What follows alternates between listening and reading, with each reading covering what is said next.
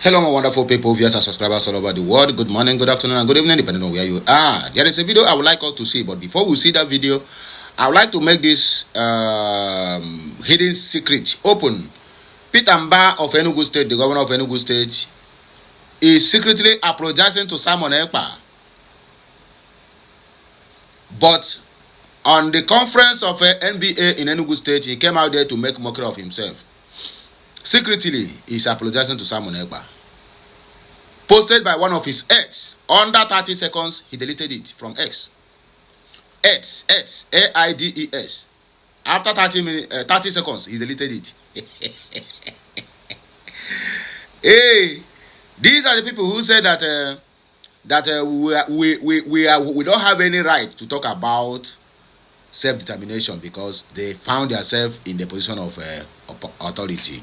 But let me not waste much of your time. I would like you to see the charade that this man is doing before the general public over the case of Mbàħ Kanu. Just watch it, drop your own personal opinion, then I'll be right back for we to analyze the whole video the way it ought to be. So if you are watching, please kindly subscribe to my channel, like, share, and make sure you comment. All the very, very important and very, very necessary. Oh yeah, let's go there. My first visit to the president was the discussion on Mbàḥ Kanu, and I came out and granted an interview about what I had just discussed with the president. So I still believe that the right thing to do is to release Mbàḥ Kanu, and hopefully that will happen soon. Alright, Bosatalo Onye Dumas and Mbàḥ Kanu, a whole lot have been happening since after this gathering, or would I call it a conference, with the attendance of one of Mbàḥ Kanu's legal team, Barrister Maxwell, Governor Peter Mbàḥ Bosatalo Mbàḥ Kanu, now this particular video. I mean, to me, this is the first time I'm hearing Governor Peter Mbàḥ of Enugu State talking about Mbàḥ Kanu and actually saying that Mbàḥ Kanu will be released anytime soon. I am at home when this anytime soon is, but Biafrans cannot wait. But I will tell you this video couldn't watch ya. No different name here. If Barrister Maxwell Okpara Pro na this video, and then if Barrister Peter Mbàḥ Mbàḥ Kanu na the same video. So the video is very interesting that you would not want to miss. So when you watch this video, I want you to calm down, watch the video, hear everything that was discussed about Mbàḥ Kanu na this particular video. So watch the video, share your thoughts on the comment box, and do well to share the video. Candles always require when we have this update. Enjoy the rest of the videos. I'll be right back. Sir, I really want to appreciate you for what you are doing in Enugu State. Unlike the disaster we are seeing in Enugu State, we are doing very, very well. Coming to Enugu State, we don't need this thing for us to see what we are doing. In terms of infrastructural development, I think in Enugu State, I know how Enugu State needs to be. We are doing very, very well. Sir, yesterday, you told us here during the opening section that the judiciary are receiving their money as at Wednesday.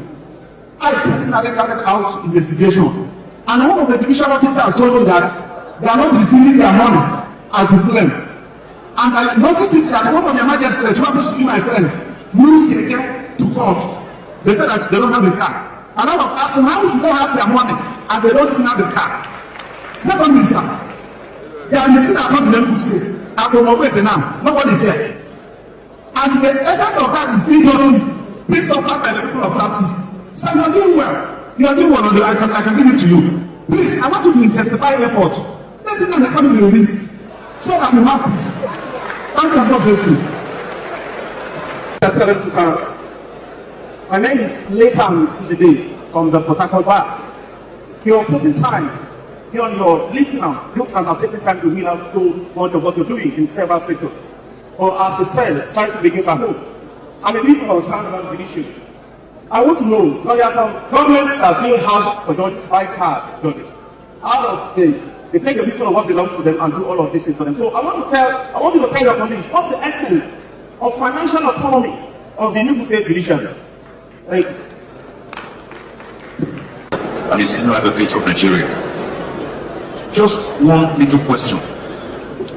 The governor. I come to Enugu very often, so I'm not a stranger at all to Enugu.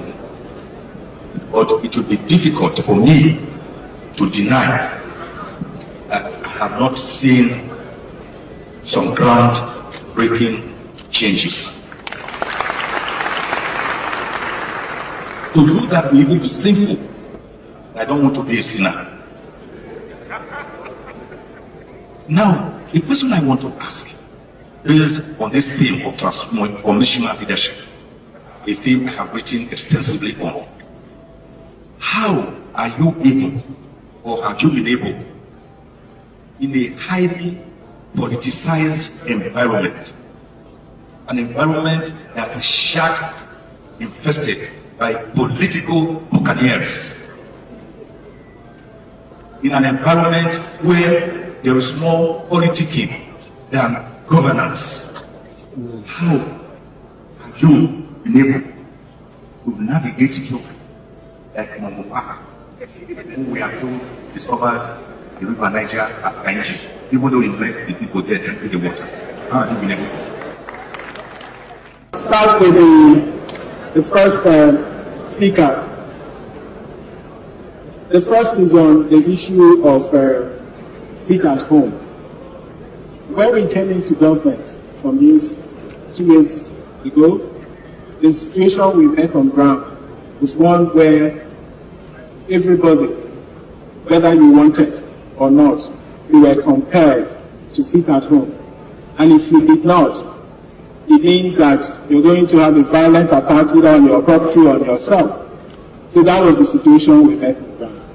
But I can tell you today, even in the Apøľògÿ, I just made reference to, those who want to come to work, who want to trade on Monday, trade in peace and in safety. And of course, you're a lawyer. You're not going to compel somebody who, due to his own, some political undertone or his political leaning, decides to stay at home. It is not my job to compel that person to come to work.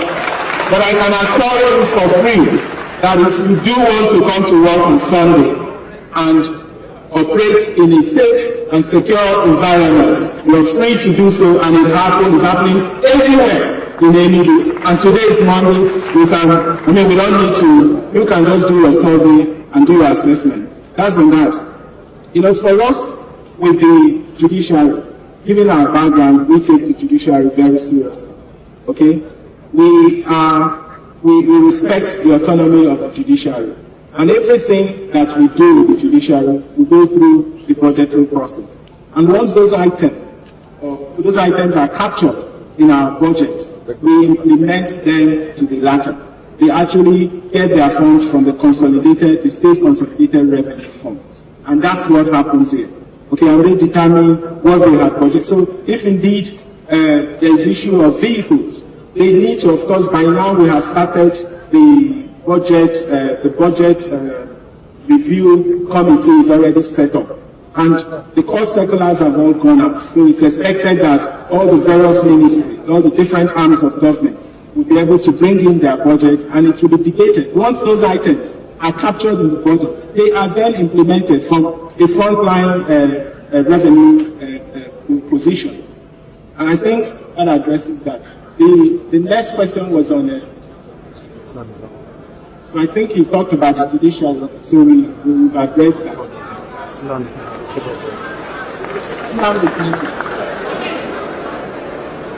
No, so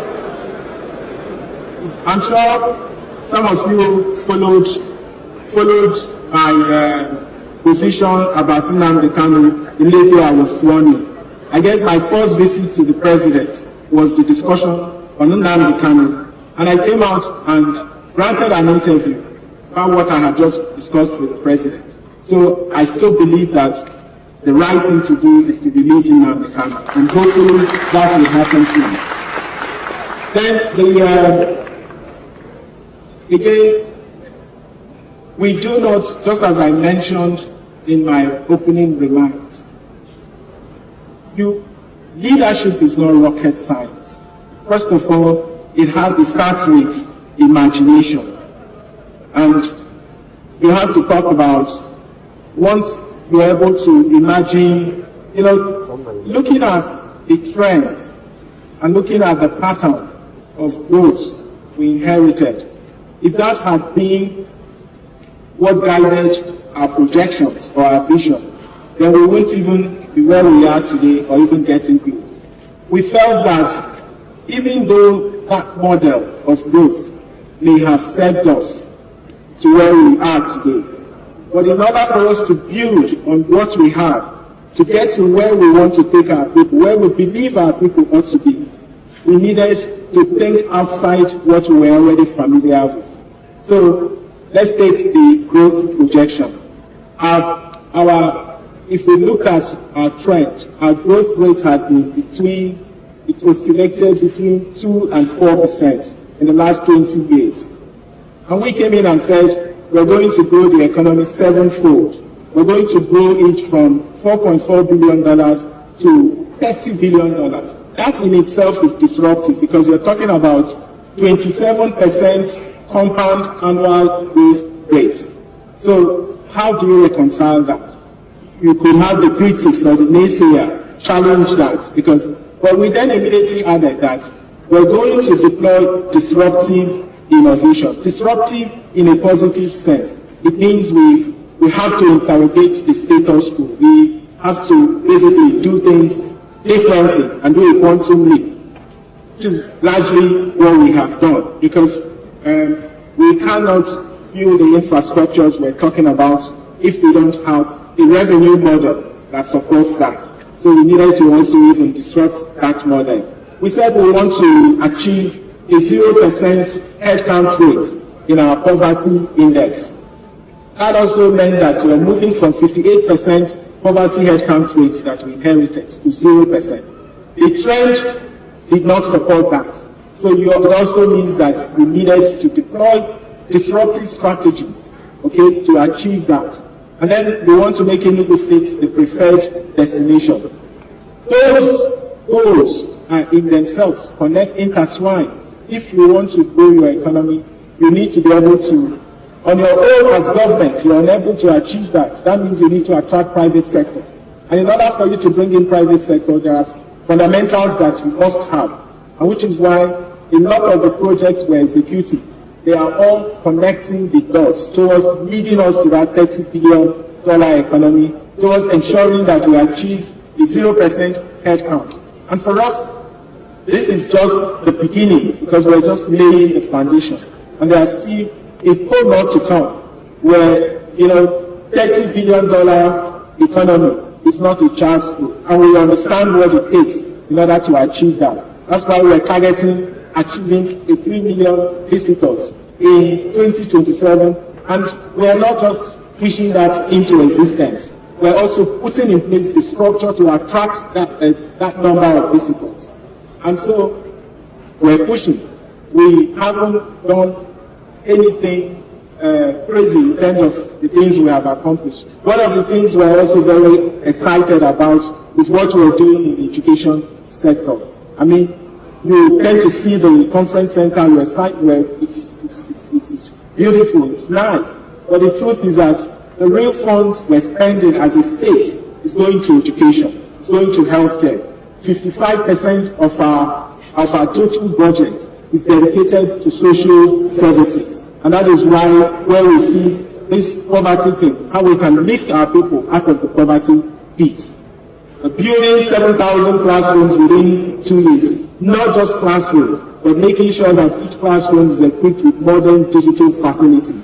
So, it is thinking outside the box. Thank you. Yes. You see, one thing I heard about our Igbo politicians is that their deceitful way of life is too alarming. It is too alarming. These are the kind of people who will come out to hit something. I mean, who will go inside the bush and hit something, then come out on the road and begin to ask who hit that thing. All of them, when they want to remain in political relevance, then they will restore to be calling the name of Nnamdi Kanu as a cheap avenue for them to climb to where they want to climb at the federal level. I mean, in the hands of those, what will I call it, their paymasters.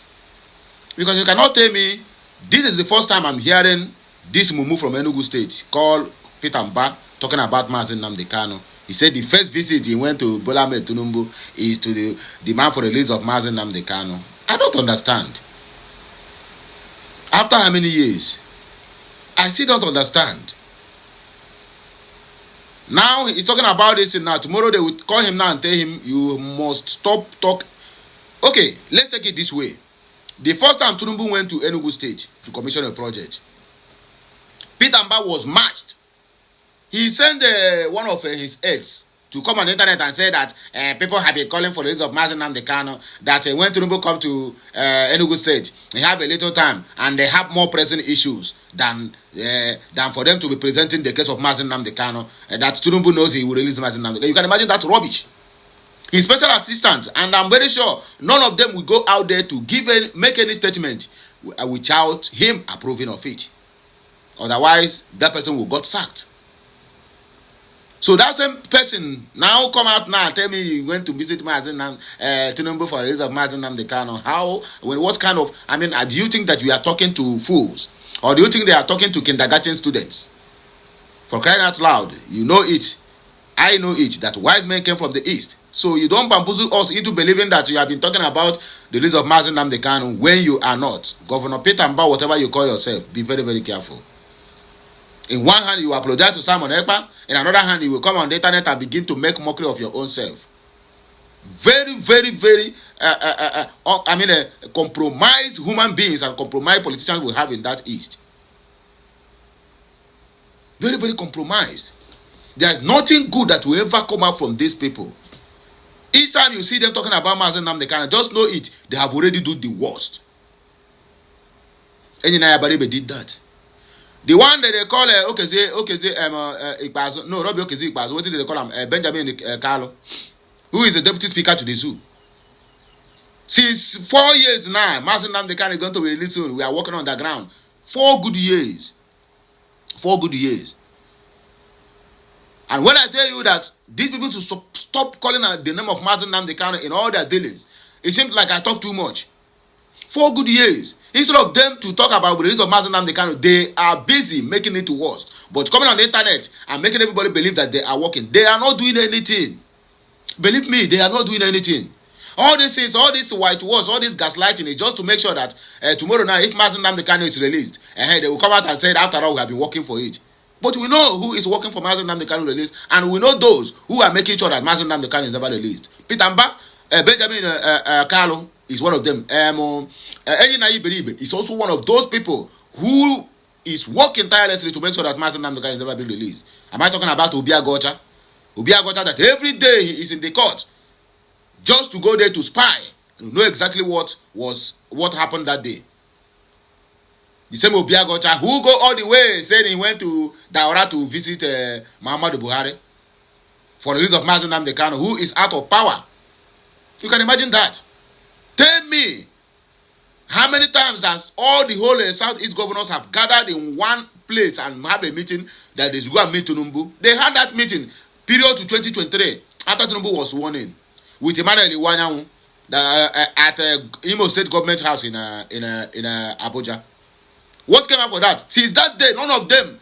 Because if you want to go and meet Tinubu, not Toludo will go. I talk with Tinubu. Nobody is even going to tell you what they talk. Then this one, Oti will go. I meet Tinubu. Peter Mbah will go. But you have governors who are supposed to come in unity and then go there and said, we need our son to be released. But no, Okeke will go today and go and talk their own personal, personal political matter. How you support Tinubu 2027. Then you come out on the internet and begin to make us to believe that you are fighting for the release of the Kanu. Who does that rubbish? Well, let me not waste much of your time. It is very, very obvious that these people are the one complicating the issue of the Kanu. And we are watching and see what is going to happen. Have a nice day. And may the good Lord continue to bless you all as you share this video and let the whole world know what our Southeast governors are doing. The earlier we do this, the better for all of us. So, share, like, comment, and make sure you keep subscribing for more interesting videos. Please, let this video go viral. I beg you in the name of God, let this video go viral. Do all you can to make sure it go viral. Okay, Messiano, my people. I love you all.